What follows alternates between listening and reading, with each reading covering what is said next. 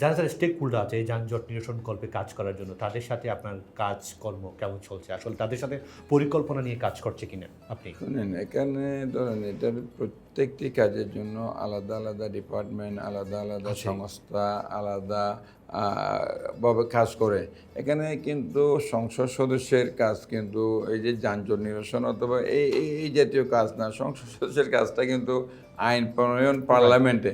তারপর মানুষ প্রত্যাশা করে, এই যে এলাকার মানুষ প্রত্যাশা করে, যারা ভোট দিচ্ছে তারা প্রত্যাশা করে যে আমাদের প্রতিনিধি আমাদের জন্য এটা করবে।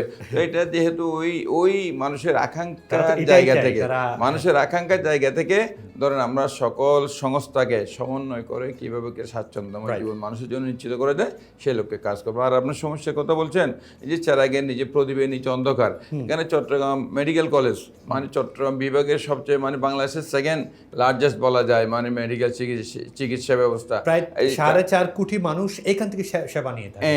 বাট এই যে চেরাগে প্রদীপের নিচে অন্ধকার, আমার 9 আসনের লোকজন ওই সেবাটা পাচ্ছে না। তারপর জেনারেল হসপিটাল চিরঙ্গের আরেকটা অন্যতম বড় হাসপাতাল, এখানে বিভিন্ন সমস্যা জর্জরিত।